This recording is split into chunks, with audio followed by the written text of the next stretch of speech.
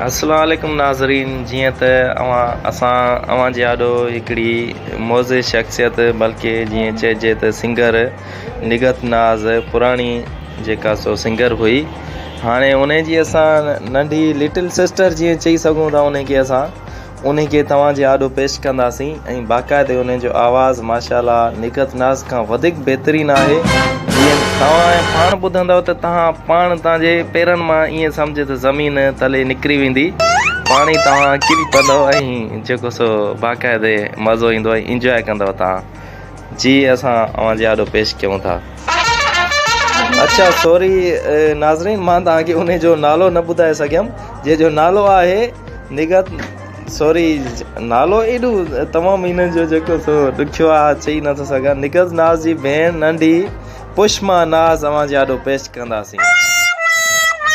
जी अस्सलाम वालेकुम नाज़रीन, मां उम्मीद कंदसि तव्हां बिल्कुलु ख़ैरियत सां हूंदव। ऐं मुंहिंजो नालो आहे पुष्मा नाज़। मां निगत नाज़ जी नंढी भेण आहियां।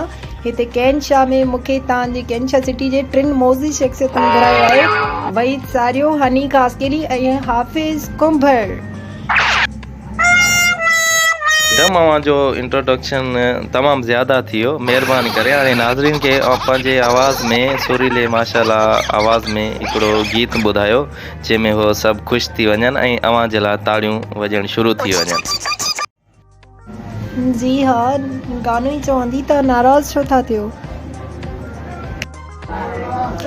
मां शहर तुंहिंजे में ईंदी आहियां, मां शहर तुंहिंजे में ईंदी आहियां, कुर्ब कयो आहे काबू, न त काथे सखर काथे कैन शाह।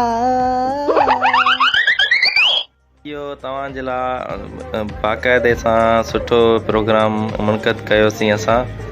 आईंदे जे लाइ वरी इंशाल्लाह नेक्स्ट टाइम वरी तव्हां असांजो वेट कजो, वरी अव्हां जे आॾो ख़िदमत में पेश ॿीहर कंदासीं, ॿी सिंगर खे या साॻी सिंगर खे घुराईंदासीं। अगरि जे तव्हांखे मज़ो आयो त लाइक शेयर एंड कमेंट लाज़मी कजो ऐं असांजे चैनल खे सब्सक्राइब ज़रूरु कजो। असांजो चैनल अथव ज़ाल जी दुआ, फनी चैनल आहे। अव्हां सभिनि प्यारनि दोस्तनि जे लाइ, अव्हां सभिनि प्यारनि दोस्तनि जो ई आहे इहो चैनल, ईअं सम्झो।